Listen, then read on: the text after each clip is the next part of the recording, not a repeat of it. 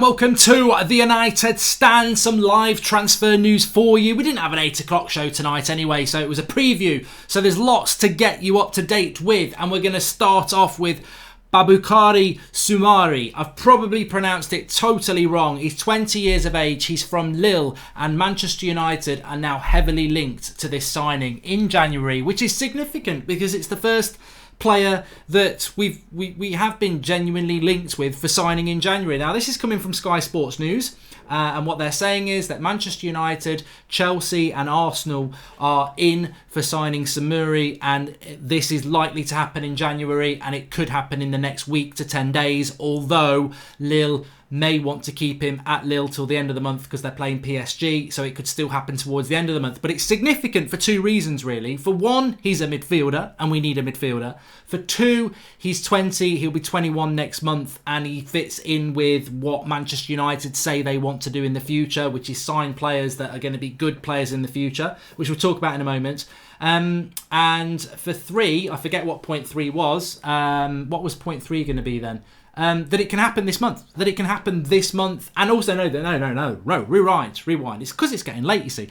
It's because the point 3 is that it's coming from Sky Sports. Now, for a long time, Sky Sports and Manchester United transfer news was treated like a bit of tissue stuck on your new shoes. You just pull it off and you put it in the bin. But last summer, they became very significantly accurate. They spoke about Longstaff. There was no doubt they were in for him. They were early with Wan-Bissaka. They were early with Maguire. And they were very early with Dan James, all of which turned out to transpire to be all true. So the fact that Sky Sports, are reporting Manchester United being told by sources that Manchester United are in for Boubakary Soumare is very interesting. What do we know about this lad? Well, look, let's not pretend that we're all Lille season ticket holders or we're watching Lille play on the telly or online every week. Not many people will have done that. So you've got to look around. You've got to look at like their local news. You've got to look at what journalists who are saying that have watched him. And of course, the old YouTube clips. But what I think we can safely say is that this is a lad that's being looked at by not only English clubs like Chelsea and Arsenal and Manchester United, but Real Madrid and Valencia. He's considered to be one of the up-and-coming best midfielders in European football. As I say, he's 20 years of age. He's a powerful midfielder. He's box-to-box. He can play CDM. He's good on the ball. He can dribble. He can tackle. He's got the lot. He's got that word that I like a lot, and it's called tenacity. It's called athleticism, but it's also good. It's also what was also very important is when you look at these midfielders, whether they are these Verrattis, whether they are these Kantés, whether they are these Fabinhos. Yes, they've got the athleticism. Yes, they can get a tackle, but when they get on the ball, they can move the ball. And we see that with, Matic can make a tackle. He's not very quick, but he doesn't move the ball well. McTominay, we're still learning whether McTominay can move that ball quick enough. But with a player like Soumare, he has that potential to come into the Premier League, to win the ball, to be tenacious, to be fast, to be powerful, but also to carry the ball, not only passing it, but dribbling it as well. And that's very significant for what Manchester United need to build out. Of course, there is competition for this signing. There is big competition for this signing. And as people are saying, it's boring till we see them in the shirt. But you know what you can do? Go to bed. You don't have to listen. It's a Manchester United fan channel. We've been going for 5 years.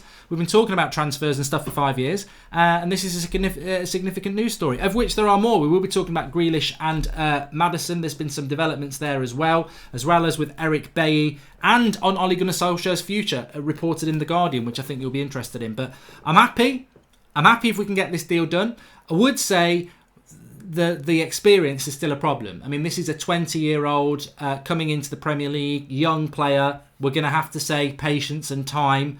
I'm a little bit tired of saying patience and time with United. I do wonder why we can't get experienced players in, because where are these experienced players coming from if we're just going to keep signing players in there who are around 20 years of age?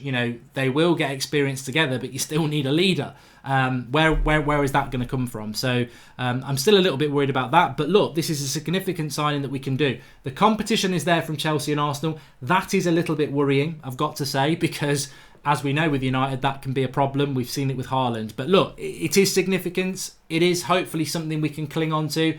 And as I keep saying, we need midfielders. And I often find myself in this January transfer thinking, who are we in for then? Who can we get? And this one's there to be done, and I think he fits the profile of what everyone would like to do.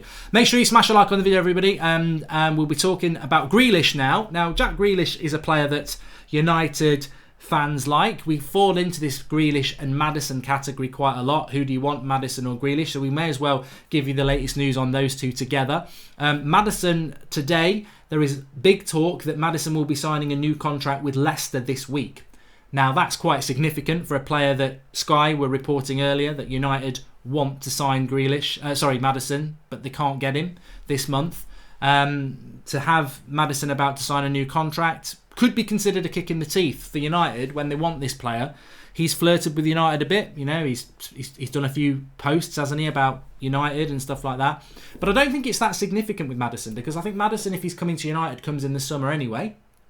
If he comes to United in the summer, I think we pin our hopes on Maddison because he supports Manchester United. But as I keep saying, if you're a Leicester player or a Manchester United player at the moment, your future's probably better served under Brendan Rodgers at Leicester anyway. So let's not pretend that summer's nailed on. But if he does sign a new contract now, does that stop him signing for United in the summer? A lot of these things happen. Maguire signed a contract with Leicester a year before he came to us. So it doesn't mean that we can't sign him. It just means that Leicester protect themselves a little more on the value. So what I would say about that is, though, if Maddison is considering coming to Manchester United in the summer, why sign a new contract now that just helps Leicester get more money out of the club that you go into? That money that we don't have to pay them, we can buy on other players to play with you. So I don't know. Maybe Maddison, if he wants to come to United in the summer, would be advised not to sign the contract, but it doesn't necessarily mean the door is closed. With regards to Grealish, this is coming out of Athletic, the online sports outlet. They've been hoovering up fantastic journalists, as we know, and what they're saying about Grealish is that United are in for Grealish. Number of sources confirming that. And then they're seriously looking at buying Grealish in the summer, but there isn't a release clause for Grealish. Now, I don't think you sign Grealish and Maddison, so that's where the Grealish and Maddison thing comes in together. And if I could choose between the two, I would rather have Maddison. I think Grealish is a good player, but I think Maddison's better. And if it's going to be holding both off to the summer and we're going for Grealish and we're not going for Maddison, I fear about what United are doing here. Grealish is a year older than Maddison. I think Maddison's better. Not by a lot, but I think he's better. But Grealish will be cheaper than Maddison. I think you get if Villa get relegated, I think you can get Grealish for about £45 million because Villa will desperately need the money. If you want Maddison, you might be playing double that. And is that why we might be going down that route? Or do United genuinely think Grealish is better than Maddison? It's contrasting. I don't know. We'll have to wait and see. But those are definitely what's going on. Thanks for the comment. Clickblay says stop lying to us about transfers. Maybe, tomorrow morning when you wake up, get yourself down the doctors and say, I don't hear the whole of conversations. I was listening to the United stand last night. I thought Mark Goldbridge was lying at me. Actually, somebody told me he was actually telling me where the sources of this information was coming from. So, Babukari Soumare, Sky Sports.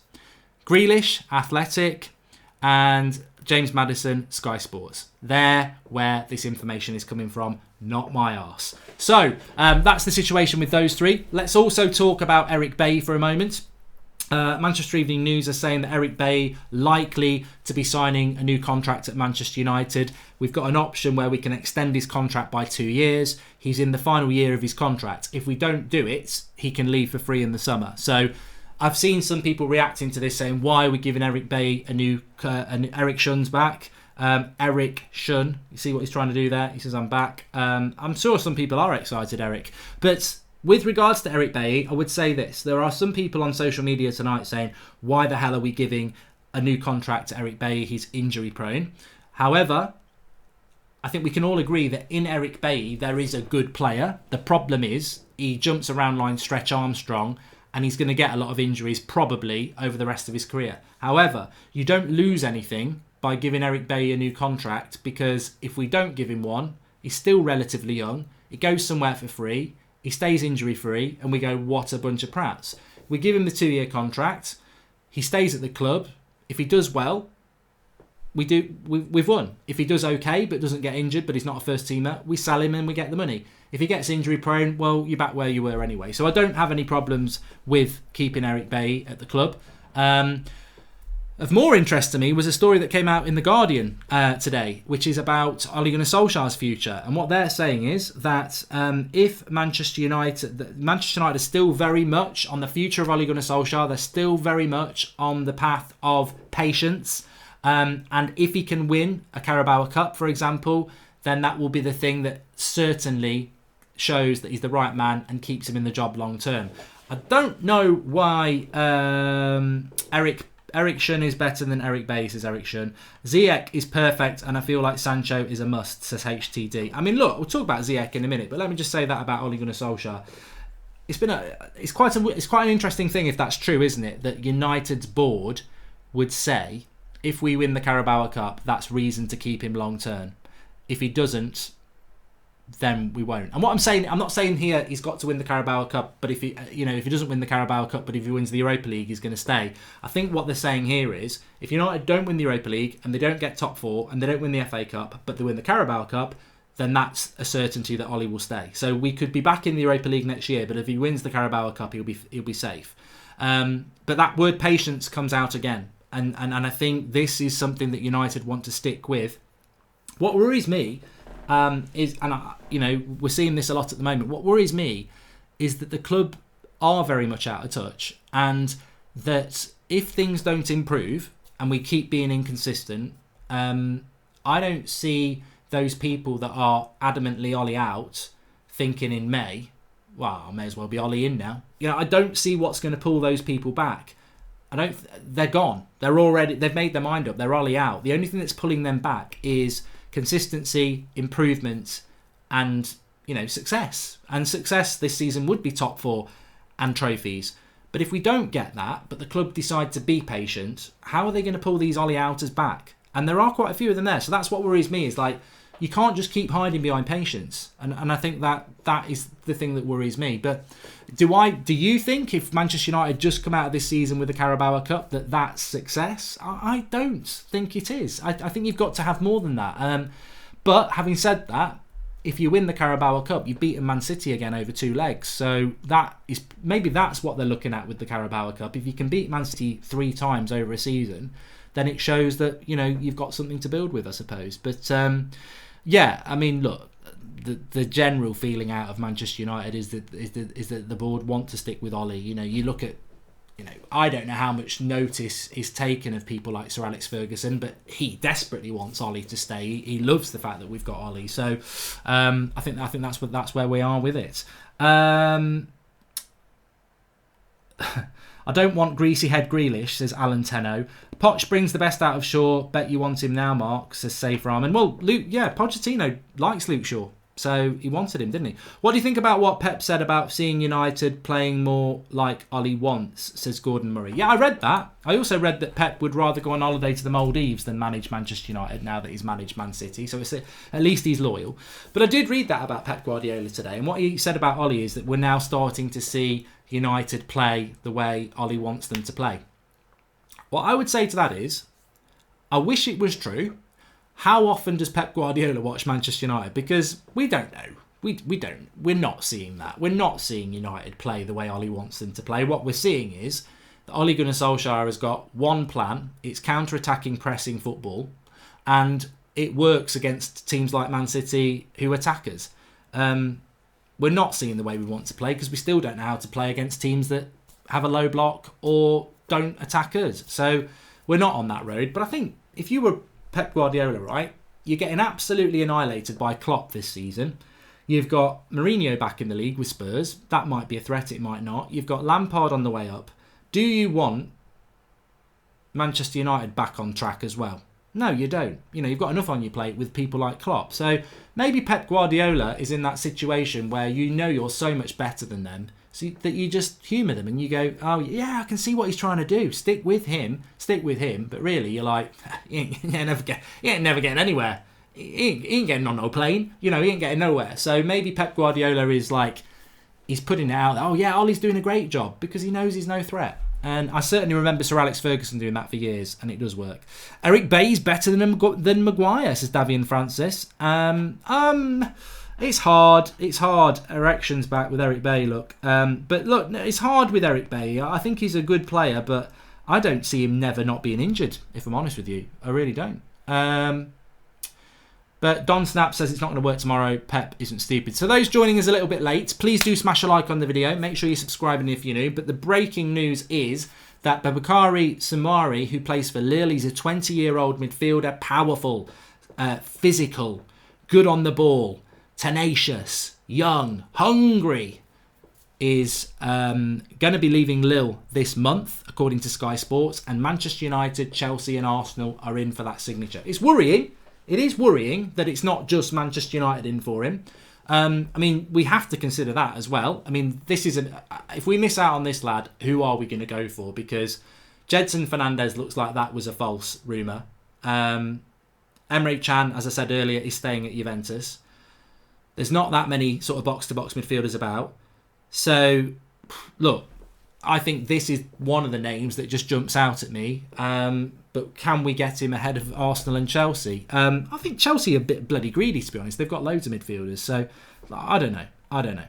We'll have to wait and see. But yeah, the Grealish Maddison thing is flaring up. But that's for the summer. We need players in now, don't we? That's for the summer. Let's have a look if we've got anything else coming in. So I'll look at some of your live comments. Fabian Ruiz is needed at Manchester United, says I am what I am, who is obviously the Napoli player. Talk about Ziyech, says Fire Fist Ace. Look, I like Ziyech and I like Van der Beek as well, like James Morrissey says. I don't like Declan Rice, Garrett Goldsmith. I do not like him, but it wouldn't surprise me if United were linked with him, to be honest with you. But I do like Ziyech. I don't understand, for the life of me, why Ziyech is not a player that Manchester United are looking at. I also don't understand why he's not a player that other clubs are looking at. I mean, I saw him playing against Chelsea on for Ajax a couple of times, and he was absolutely fantastic. So I don't really get why he's not playing for. He's not being picked up by people. 26, isn't he? You know, he's a great. I think he'd do very, very good. He's a baller, says George Squires. He is. I do, and I like Van der Beek as well. Malik Smith. I don't know what it is, because everything coming out of Ajax is that these players are available at a reasonable price. You'd probably get the pair for 60 million, which these are players that are very good players. They've dropped into the Europa League as well, so they're not playing Champions League football. I don't get it. But it's not just us. Nobody seems to want to be looking at those players at all. So, yeah. Tyrone Players HD says, can you see Ollie recalling Sanchez and saying he's like a new signing? Anything's possible. We've seen it with Matic, haven't we? We have. Can we have Bielsa at United? At least he knows what he's doing. A few people saying that in the live comments. Look, if you watched Arsenal Leeds tonight, I did it as a watch along on That's Football. That's why there was no 8 o'clock show tonight on here.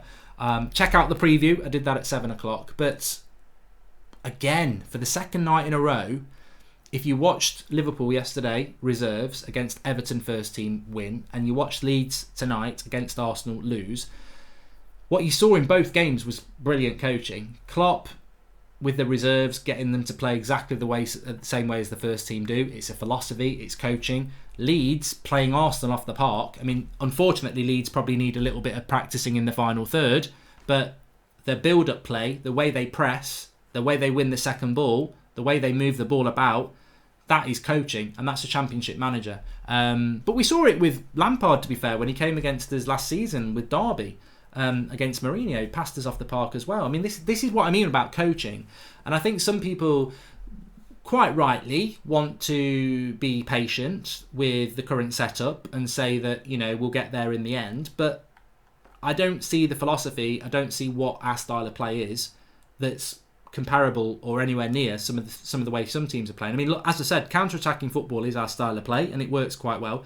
But it's over, it's wham bam, thank you man, isn't it? There's no foreplay. I mean, literally, the opposition make a mistake, we hit a ball, Rashford or Martial or James bomb forward, we score or we nearly score. Corner, we don't score from that. They've got the ball back again, and we've got to wait to do it again. You watch a Leeds like today, or another decent footballing side. It's progressive, exciting, build-up play, and it's good to watch. And you're proud to watch it if it's your club, or you enjoy watching it if it's not. United don't do that, and that's coaching. We the way we play is just this fast, move it really quickly, try and score a goal, and it's great when it works. But I think in the modern game, you want more than that. You want to be proud of the way your team's playing, like we used to be. We want to see us on the ball. We want to see us dominating the ball, dominating the play, having a few shots, all the goals coming in a minute. We never feel like there's a goal coming in a minute with United, because most of the time we're waiting to hit a team and we're waiting for their mistake. So yeah, I mean, this is what I mean about coaching. Coaching is a very big thing, and we saw that again tonight. Mark, we're so desperate of midfielders we can do with a reunion with Ravel Morrison, Darren Fletcher and Tom Cleverley, says Genwell Balandares. And boycott the club until the parasites that own it have gone, says Arch Stanton. Don't say anything like that. You can't do that. Apparently you can't have that opinion. But Ollie is just crap, says Nuka Cola. Watch people like Conte making below average players win titles. Lukaku scoring 30 goals this season. Yeah, but you know what? Lukaku scored nearly 30 goals in his first season under Mourinho. I think if Ollie chose to pick Lukaku, he would score 30 goals. I mean, we had to pick him in March, didn't we, when we had some injuries, and he scored 4 goals in 2 games. He's a penalty box king, Lukaku. I don't like him because I don't like his, Sainsbury's car park first touch and all that, but he will score goals. You can never take that away from Lukaku. If you give him chances, he'll score goals. It's just how you want to play, isn't it? Chris Narn says we need 2 players minimum this window, right winger and central midfielder for me, but who? We ain't gonna. I don't think we're gonna get 2 players this transfer window. I'd like to think we will, but I don't think that we will. I'm hopeful with this Soumare news that we'll get him. I don't think it satisfies the need for experience, but I would like to get him. Twisted8725 says, Mark, our transfer policy seems to be a massive contradiction. We don't want to overpay for players, yet we shop for young British players, which we have to pay more for, and we overpay on wages, as we know. Twisted, we know that. Memphis Depay's injured. Yeah, anybody who's talking about him or McGinn, people like that, there are some players out there that we can't get because they're injured. Timo Werner being mentioned as well. I would like to see him. Talk Facts says Arsenal are after Ziyech. Lingard for Grealish, says Display Triple Z. I don't think even Villa would be that silly, to be honest with you. I don't. What about Raul Jimenez? Well, we spoke about him this morning, Leon Clark. I like Raul Jimenez. I mean, you've got to factor in that he's 29 in the summer, but I quite like Raul Jimenez. I think he'd be a decent signing for United if we could do it. But yeah, we'll see. We'll see. It's interesting, isn't it? Anyway, that's the end of your late night show. I told you we'd have some of these late night shows if there was something to go live with. So make sure you're subscribing, bottom right hand corner. Smash a like on the video. There is still Transfer Daily tomorrow morning. You wake up to another transfer show. Transfer Daily, 7 a.m. every morning, Monday to Friday. And then tomorrow it's the Manchester Derby as well. So thanks everyone for tuning in. Let's hope this Soumare deal can get done. It's sounding positive. What I would say is, disclaimer, just because Sky got a lot right last summer, they could go back to being what they were like the summer before and be totally wrong. Remember, they did say Jedson Fernandez a few days ago. What's happening with that? They're now saying Babakari Soumare. Let's see what happens with it. But Sky were very good last summer. Let's get the Man United scouting department to play Football Manager to get a good signing, says Dylan Brett. Thanks everyone for watching. Smash a like on the video, and wherever you're watching, whether it's a late night, an early day or whatever, really appreciate it. And we'll see you tomorrow at 7 a.m. Thanks for watching.